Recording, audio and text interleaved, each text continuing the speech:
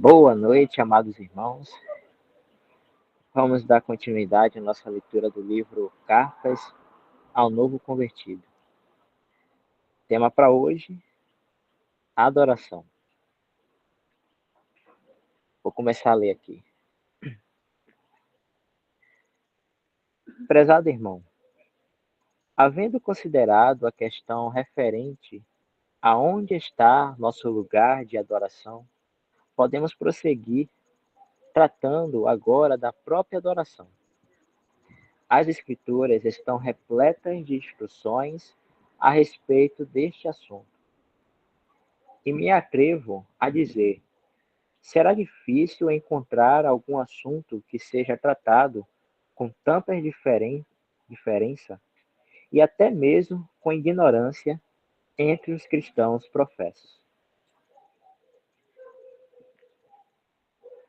E vou ainda mais longe ao afirmar que a sua real importância dificilmente é compreendida pelos crentes que não estejam reunidos somente ao nome de Cristo.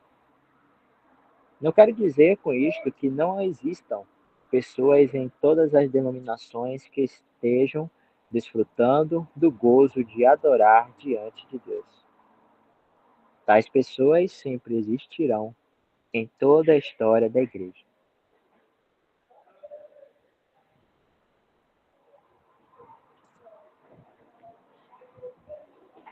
Mas o ponto em que insisto é que a adoração coletiva dos santos, ou a que diz respeito à adoração em assembleia, é quase que totalmente desconhecida em qualquer das muitas denominações da cristandade. Para dar um exemplo, em um livro que tem tido grande circulação, escrito por um dos mais conhecidos pregadores de nossos dias, é dito que quando se refere a este assunto, que ouvir sermões é uma das mais elevadas formas de adoração. O escritor sustenta essa surpreendente declaração com o fato de que a pregação tende a gerar na alma os mais santos desejos e aspirações, que a exposição da verdade pode levar à adoração, ninguém iria negar. Mas até uma criança perceberia que facilmente a diferença entre adorar e escutar a verdade.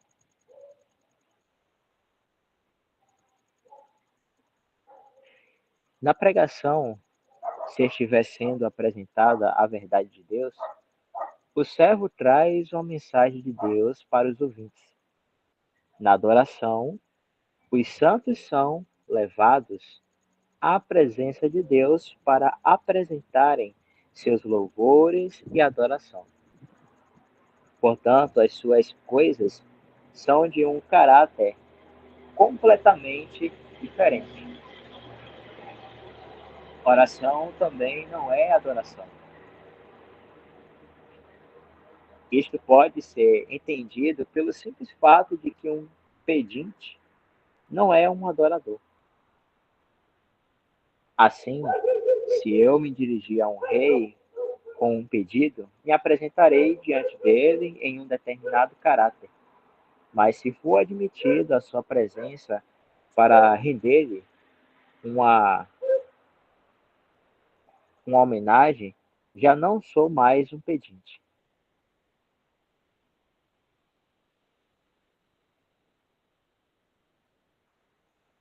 Assim também, quando me uno a outros crentes em oração, em intercessão, estamos diante de Deus como pessoas que buscam determinadas bênçãos. Mas quando nos prostramos diante dele em adoração, estamos mais dando do que recebendo.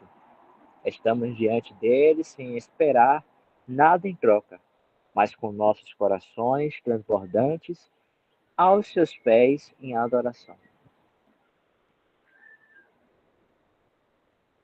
Ações de graças estão intimamente conectadas com a adoração.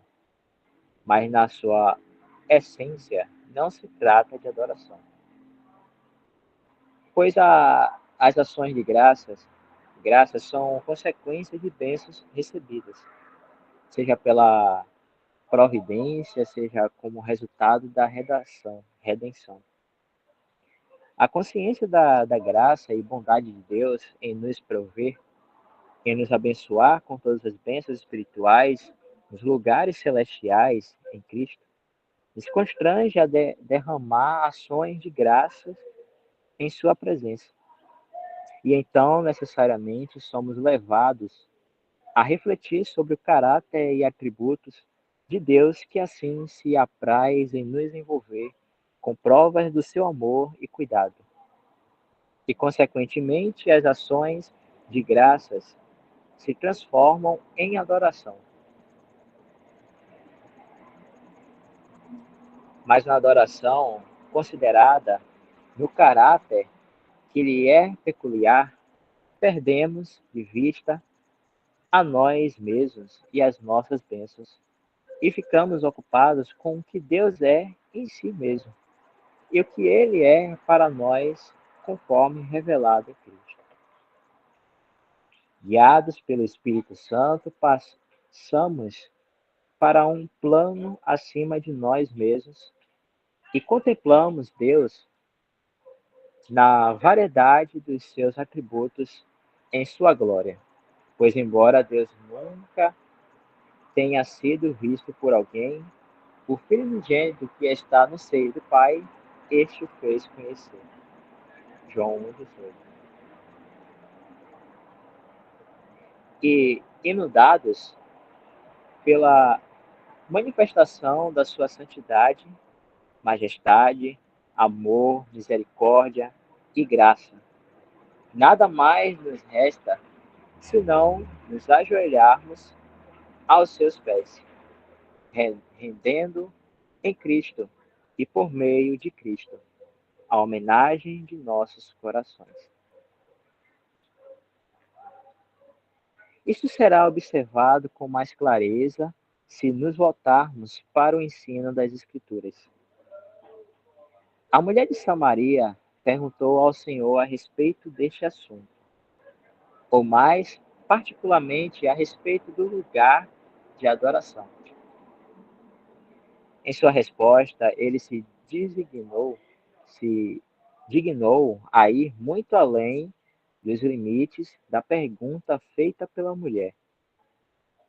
Disse-lhe Jesus: Mulher, crê-me que a hora vem em que nem neste monte, nem em Jerusalém adorareis o Pai.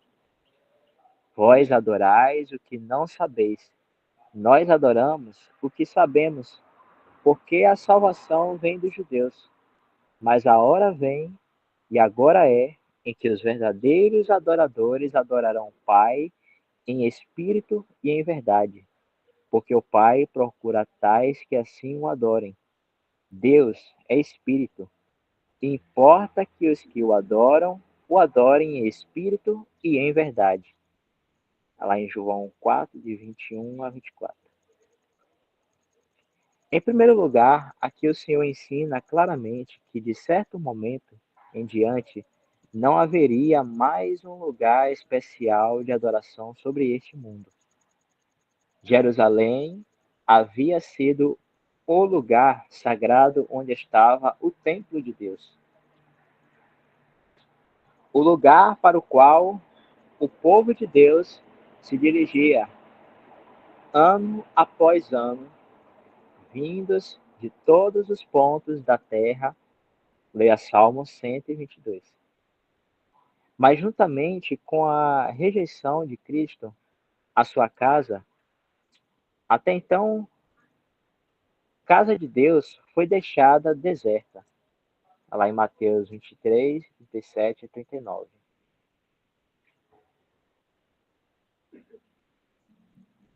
E desde então, nunca mais existiu uma casa material de Deus neste mundo.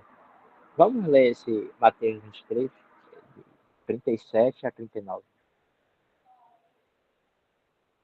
Falando de a casa, né, A casa de Deus foi deixada deserta, né? Referindo aos judeus.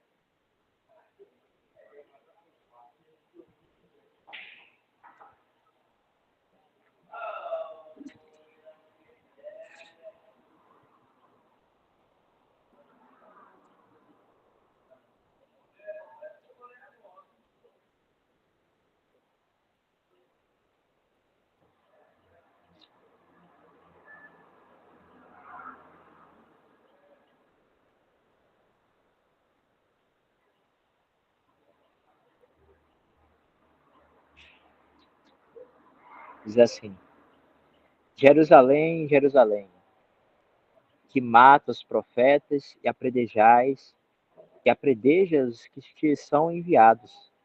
Quantas vezes quis eu ajuntar os teus filhos, como a galinha junta os seus pintos debaixo das asas, e tu não quiseste. Eis que a vossa casa vai ficar-vos deserta, porque eu vos digo que desde agora me não vereis mais, até que digais, bendito que vem em nome do Senhor. Aqui é o Senhor dizendo, né?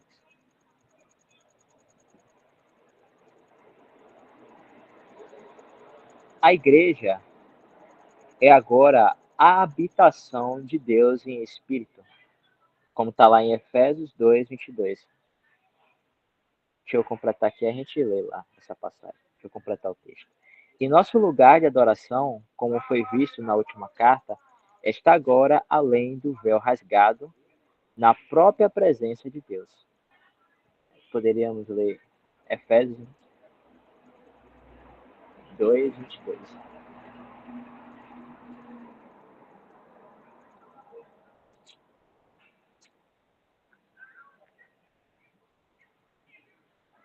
No qual também vós, juntamente, sois edificados para a morada de Deus em espírito.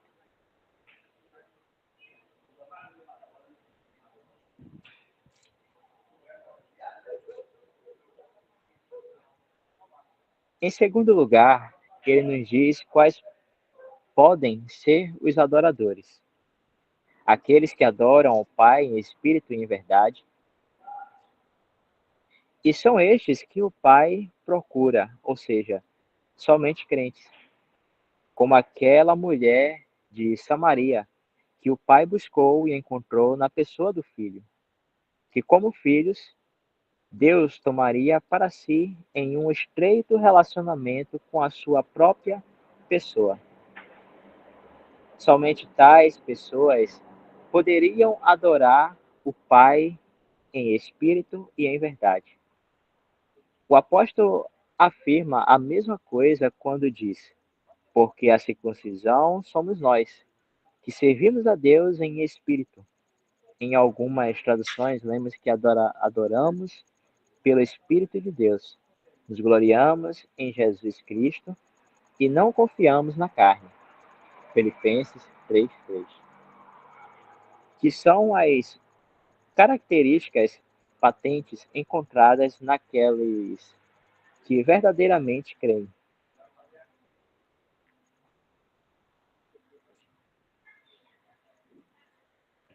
A Epístola aos Hebreus, em seu capítulo 10, nos ensina que é impossível que alguém se aproxime de Deus até que seus pecados tenham sido apagados. E também é impossível que o faça sem fé. Hebreus 11, 6. Além do mais, já que ninguém mais, além dos que creem, tem o Espírito de Deus, veja Romanos 8, 14 a 16, Gálatas 4, 6, ninguém mais pode adorar em espírito ou pelo Espírito de Deus.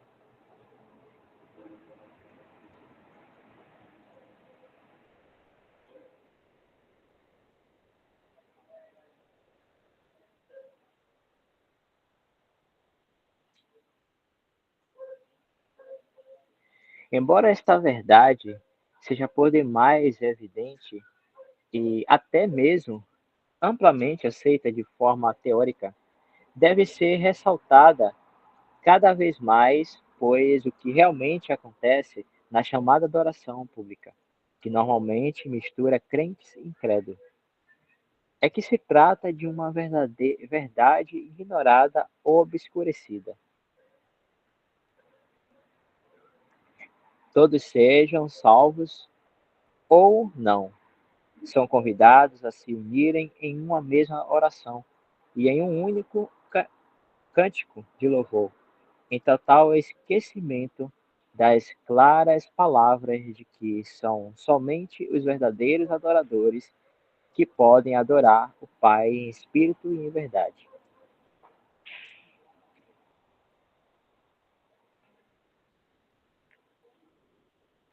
Em terceiro lugar, o Senhor define o caráter da adoração. Deve ser em espírito e em verdade. Adorar em espírito significa adorar de acordo com a verdade, com a verdadeira natureza de Deus, e no poder daquela comunhão que o Espírito de Deus concede. A adoração espiritual está assim em contraste com o formalismo, a religiosidade e as cerimônias das quais a carne é capaz.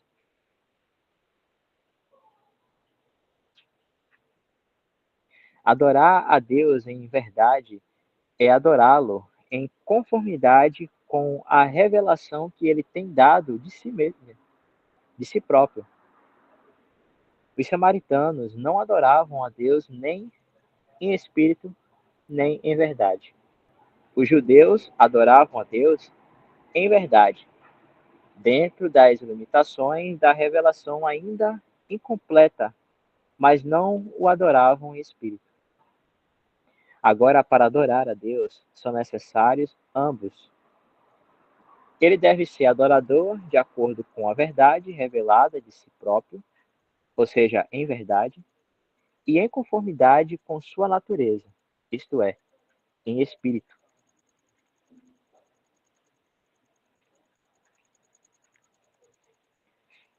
Porém, a revelação de Deus para nós está na pessoa de Cristo e em conexão com a sua obra, pois na cruz e por meio da cruz foi manifestado tudo o que Deus é. A morte de Cristo é, portanto, o fundamento de toda a adoração cristã, pois é pela eficácia de seu precioso sangue que somos qualificados a entrar na presença de Deus. E uma vez que aquela morte é para nós a revelação de tudo o que Deus é, de sua majestade, sua santidade, sua verdade, sua graça e seu amor, é por meio da contemplação daquele tremendo sacrifício que nossos corações trabalhos, trabalhados pelo Espírito de Deus são levados a transbordar em adoração e louvor. Sendo assim, a adoração está associada de uma forma muito especial com a mesa do Senhor, pois é quando nos reunimos ao redor dela, como membros do corpo de Cristo, que anunciamos a sua morte, usando as palavras de outro. É impossível separar a verdadeira comunhão e adoração espiritual da perfeita oferta de Cristo, que Cristo foi para Deus. No momento em que nossa adoração se separa da eficácia daquela obra e da consciência da infinita aceitação de Jesus diante do Pai, ela torna-se carnal, chegando até mesmo a ser uma forma de deleite da carne.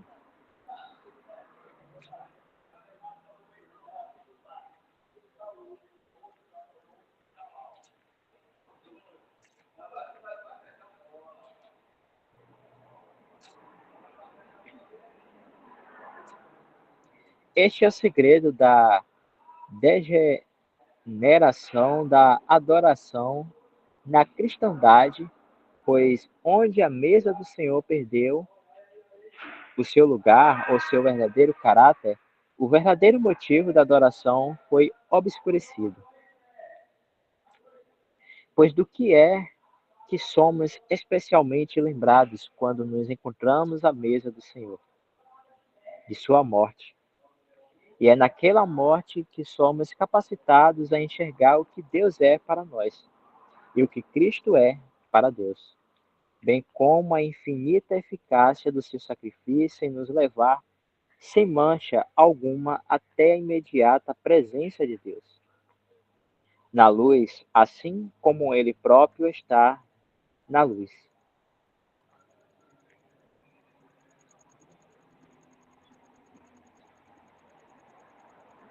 A graça, o eterno amor de Deus, além da graça inextinguível, amor de Cristo, são igualmente demonstrados às nossas almas, à medida que recordamos aquele que glorificou a Deus em sua morte na cruz, carregando os nossos pecados, e tendo ousadia para entrar no santuário pelo sangue de Jesus, nos prostramos e adoramos diante de Deus, enquanto contamos, ó Deus, tu já tens glorificado teu santo, bendito Filho eterno, o Nazareno, o crucificado, assentado, exaltado em teu trono, a ele em fé clamamos os teus. Digno és tu, ó Cordeiro de Deus.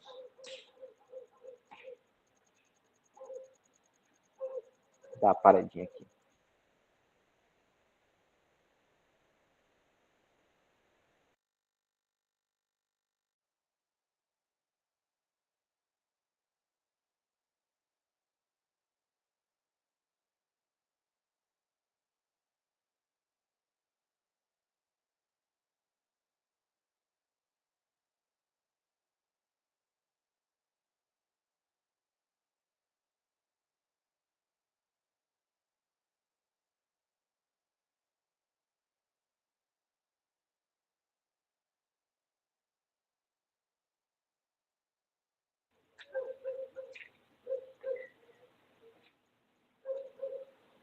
Vamos continuar. Ministério.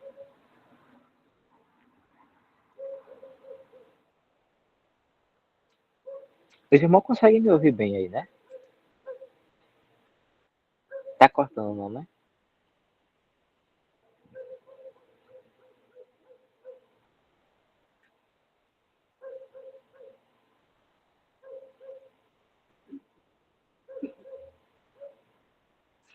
Continuar aqui. Prezado irmão, é surpreendente notarmos que o ministério que é praticado nas chamadas igrejas da cristandade não tem a mínima semelhança com o que encontramos na palavra de Deus. Procure o mais que puder desde os tempos quando a igreja de Deus foi constituída até a conclusão do registro inspirado, que é as escrituras, e você não encontrará um traço sequer de haver existido a prática do ministério por um único homem. São mencionados apóstolos, anciãos ou bispos, diáconos, pastores e doutores, ou mestres, e evangelistas, mas não existe qualquer indicação de algo parecido com os ministros e pregadores de nossos dias.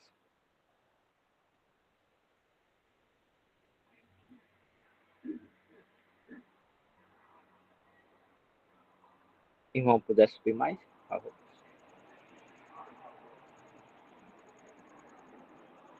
Obrigado. Pois todas as denominações da cristandade, salvo uma ou duas exceções pouco significativas, concordam em sua opinião quanto ao que é o ministério. Nas denominações, como regra geral, um homem é escolhido para cuidar ou tomar o encargo de uma igreja. ou congregação, e dele se espera que ensine, pregue o evangelho e seja um pastor. Em poucas palavras, espera-se que nele estejam unidos os ofícios de um ancião e os dons de um pastor e mestre e também de um evangelista. Desta forma, é comum ocorrer que somos um homem que Desta forma, é comum ocorrer que somente um homem tenha o completo e contínuo cuidado da mesma congregação por 20, 30 ou 40 anos e não pode ser negado que os cristãos professos gostam que sejam assim. Mas a questão é, será que tal prática é bíblica? Conto com mais um pouco de sua paciência enquanto procuro responder a esta pergunta com base na própria palavra de Deus. Nem preciso lembrá-lo de que nosso bendito Senhor escolheu apóstolos durante sua jornada terrena e que, após sua ressurreição e ascensão, apareceu a Saulo e também o escolheu, fazendo dele, de uma forma especial, o apóstolo dos gentios. Em Atos capítulo 9, 22, 26 e 1 Coríntios capítulo 15. Os apóstolos, como todos reconhecem, tiveram um lugar único e peculiar, foram dotados de autoridade e dons extraordinários e nunca tiveram sucessores. Não deveria detê-lo por mais tempo falando sobre isto, pois a insistência de sucessores dos apóstolos é geralmente aceita fora das igrejas romanas e anglicanas, ou menos do Ocidente. Portanto, creio que duas passagens serão suficientes. Pedro, escrevendo aos crentes de seu próprio povo, aos estrangeiros dispersos no Ponto, etc., diz: Eu procurarei, por meio de sua carta, em toda a ocasião que, depois da minha morte, tenhais lembrança destas coisas. 2 Pedro 1,15. Assim ele os entregava para o futuro, a direção estabelecida pela palavra escrita, e não pela sucessão apostólica. Do mesmo modo, Paulo, ao se dirigir aos anciãos da igreja em Éfeso, alertando-os para as dificuldades e perigos que haviam de vir, diz: Agora, pois, irmãos, encomendo-vos a Deus e a palavra da sua graça. Atos 20, 32. Portanto, os dois grandes apóstolos, o da circuncisão e o da incircuncisão, concordavam neste ponto. Igualmente declaram que a fonte onde a igreja deveria buscar o seu primeiro o seu suprimento deveria ser a palavra de Deus. Fica bem evidente que eles não previam sucessores para exercer o seu ofício. O ofício seguinte, na ordem que nos é apresentado na palavra de Deus, é o de bispo ou anciãos. Digo bispo ou anciãos, pois na verdade nada mais são do que dois nomes para o mesmo ofício. O capítulo 20 de Atos torna isto bem evidente e elimina qualquer discussão que se pretenda a respeito. Lemos ali que Paulo mandou chamar os anciãos da igreja, versículo 17. Ao se dirigir a eles, ele os chama de bispo, versos 28. Bem, eles nunca são encontrados no singular. A igreja em Éfeso, no versículo que citamos, tinha mais de um bispo. Paulo chamou os anciãos da igreja. O mesmo ocorre em Atos 14, 23, quando Paulo e Barnabé elegeram anciãos em cada igreja. Também na epístola aos Filipenses, lemos de bispo e diáconos. Filipenses 1, anciãos, Atos 15, 23, ou presbíteros, Tito 1, 5.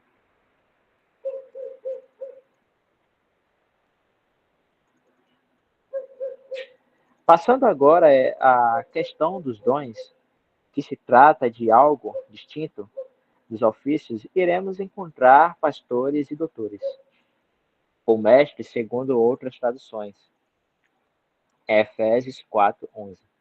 Vou tratar de ambos de uma só vez, pois, na verdade, eles encontram-se ligados nas Escrituras, e ligados de uma forma tão estreita na passagem citada como que para indicar que poderiam ser encontrados em uma mesma pessoa. Será que isto autorizaria uma só pessoa a tomar o encargo de toda uma congregação? De maneira nenhuma, pois lemos que na igreja que estava em Antioquia havia alguns profetas e doutores, sendo apresentados a seguir os nomes de pelo menos 5 deles.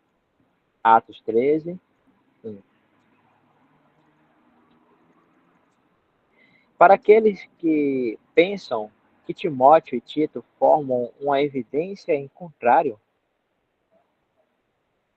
basta uma breve análise para que isto também seja esclarecido.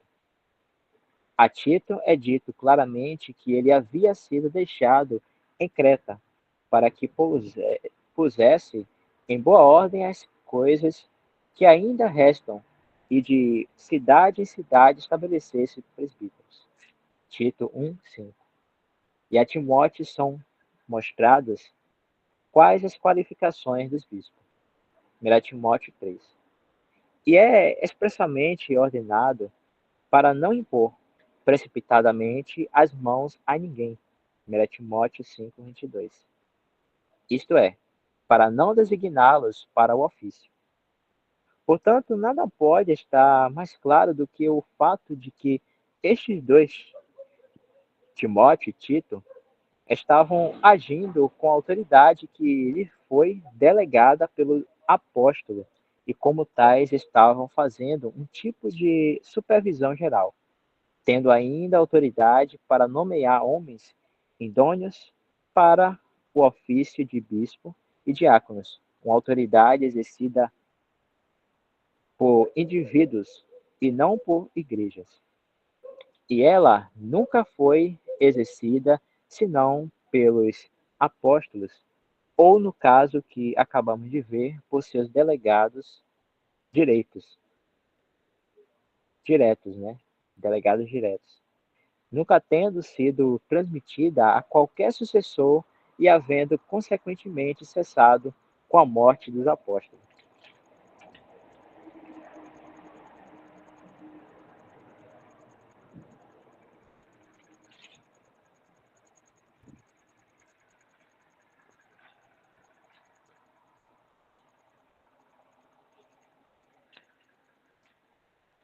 O irmão Nilton quer continuar a leitura?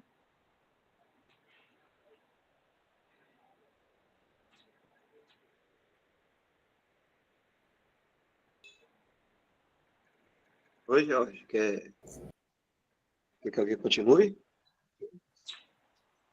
Tá em falta ainda? Oi? Falta ainda outro dom? Eu não entendi. Falta esse texto aí. Se puder marcar aí o ponto exato que ele parou, que você parou. Pronto. Vai começar em falta ainda, né? Ok. Falta ainda outro dom que deve ser notado. O dom do evangelista. Previsto lá em Efésios, capítulo 4, versículo 11. vem depois de profetas, mas vamos tratar dele antes, devido ao seu caráter. Como o próprio nome diz, o trabalho do evangelista é pregar o evangelho. Portanto, o alvo do seu ministério não é a igreja, mas o mundo. O próprio Senhor descreve a responsabilidade do evangelista quando ordena aos seus apóstolos: ide por todo o mundo, pregai o evangelho a toda criatura. Marcos capítulo 16, versículo 15. Tentar limitar o trabalho de um evangelista a uma congregação, ou mesmo a uma única vila ou cidade, é ignorar o propósito do seu dom. Por isso, o apóstolo Paulo, quando fala de si mesmo a este respeito, diz: eu sou devedor, tanto a gregos como a bárbaros, tanto a sábios como a ignorantes. E assim, quanto está em mim, estou pronto para também vos anunciar o evangelho, a vós que estáis em Roma. Romanos, capítulo 1, versos 14 e 15. Voltamos à questão. De acordo com a palavra de Deus, qual é o verdadeiro caráter do ministério? Em primeiro lugar, ele flui de Cristo, que está à direita de Deus, como cabeça da igreja. É ele a fonte, mas a graça foi dada a cada um de nós segundo a medida do dom de Cristo. Pelo que diz: subindo ao alto, levou cativo o cativeiro e deu dons aos homens. E ele mesmo deu uns para apóstolos, e outros para profetas, e outros para evangelistas, e outros para pastores e doutores, querendo o aperfeiçoamento dos santos para a obra do ministério, para a edificação do corpo de Cristo, até que todos cheguemos à unidade da fé e ao reconhecimento do Filho de Deus, a varão perfeito, à medida da estatura completa de Cristo. Efésios, capítulo 4, versos 7 a 13. Eis um princípio importante. Os dons não foram dados à igreja, mas aos homens para benefício da igreja. Sendo assim, aqueles que os receberam são responsáveis, não perante a igreja, mas diante do Senhor, pelo seu exercício. Portanto, a igreja fica impossibilitada de designar pastores e doutores ou mestres, ou qualquer dos dons mencionados, uma vez que vimos que a responsabilidade da igreja é de receber o ministério de todo aquele que foi qualificado pelo Senhor para a sua edificação. Assim, como o ofício apostólico de Paulo, o dom não vem da parte dos homens, nem por homem algum. Gálatas, capítulo 1, verso 1. Mas do Cristo ressuscitado. Existe outra verdade de igual importância, a saber, que os dons só podem ser adequadamente exercitados no poder do Espírito Santo. A presença do Espírito Santo é a característica marcante desta dispensação. Ele habita na casa de Deus, a igreja, e habita também nos crentes. Está previsto lá em João, capítulo 7, verso 39. Capítulo 14, versos 16 e 17. Atos 2, Romanos, capítulo 8, 15 e 16. 1 Coríntios, capítulo 6, verso 19. 2 Coríntios 6, 16 e Efésios, capítulo 1, verso 13. E capítulo 2, verso 22, etc. Uma citação que ele faz de várias passagens dos livros. Portanto, quando os crentes estão reunidos, conforme nos ensina 1 Coríntios 12 e 14, o Espírito Santo atua soberanamente nos membros do corpo de Cristo e também por meio destes, de acordo com o dom de cada um. Porque a um pelo Espírito é dada a palavra da sabedoria, e a outro, pelo mesmo Espírito, a palavra da ciência. Mas um só e o mesmo Espírito opera todas estas coisas, repartindo particularmente a cada um como quer. 1 Coríntios, capítulo 12, versos 8 a 11.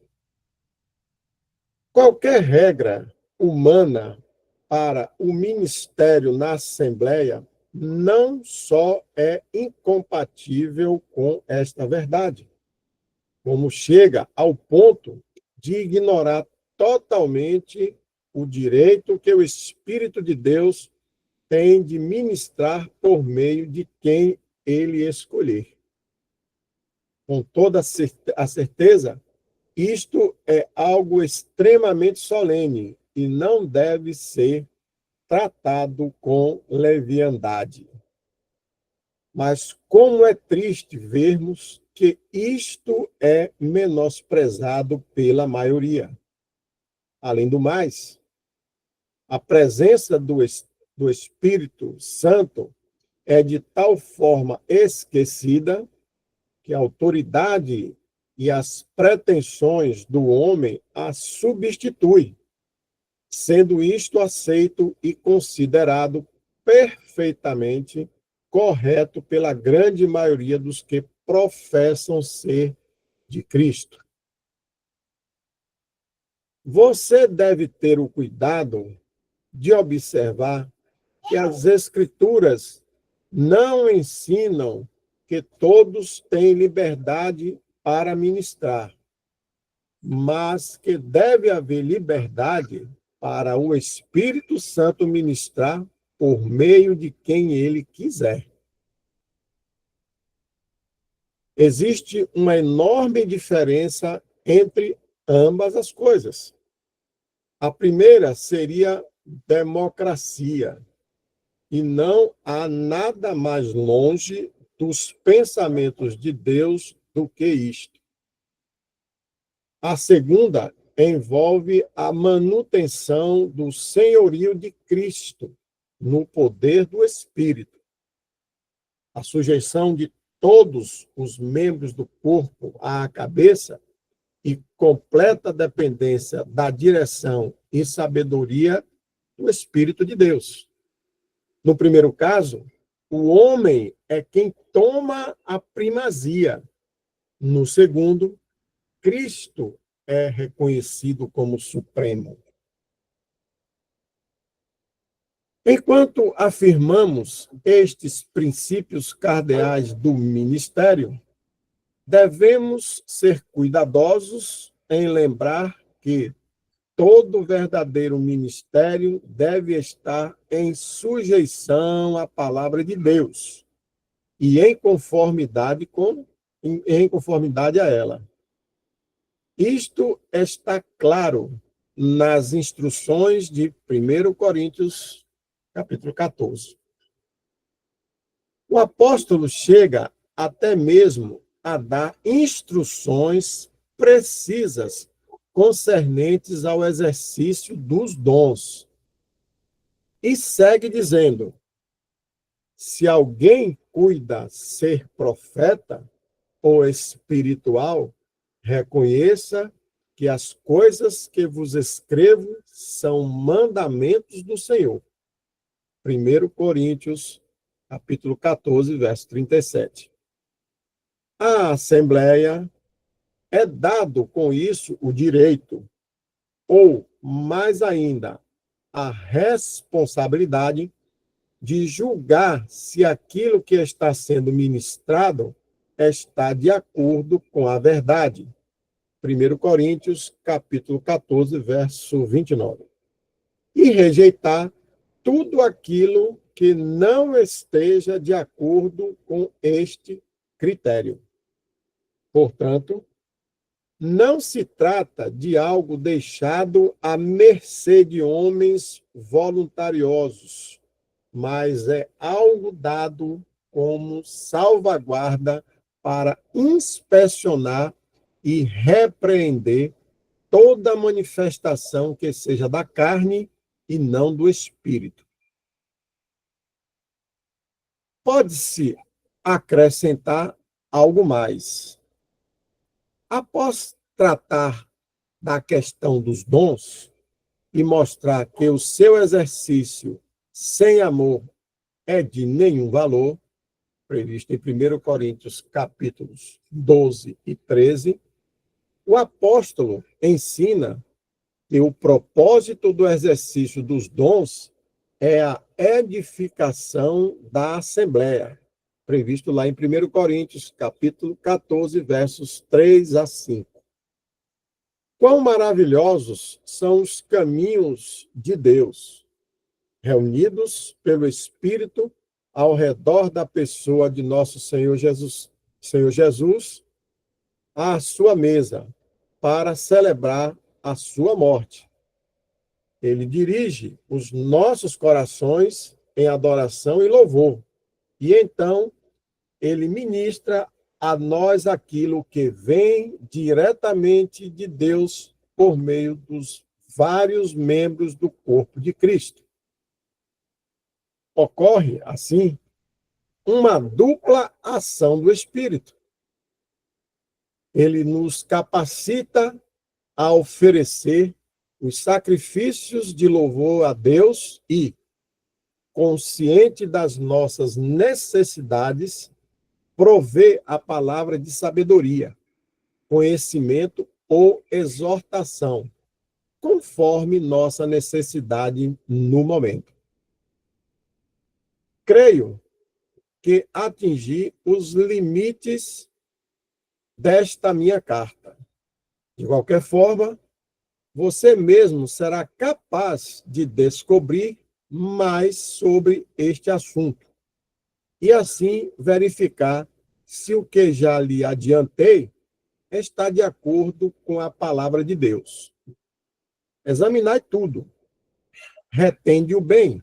1 Tessalonicenses, capítulo 5, verso 21.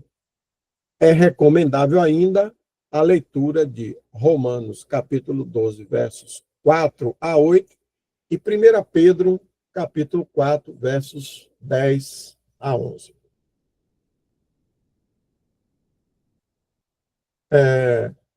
Eu acredito que o irmão Dal deve ter parado aqui em razão talvez do horário, se alguém quiser fazer algum comentário aí, né? Está à disposição e que possa ser anotado o próximo ponto para o próximo dia, se assim nosso Senhor permitir, que possamos fazê-lo. O próximo ponto será a palavra de Deus.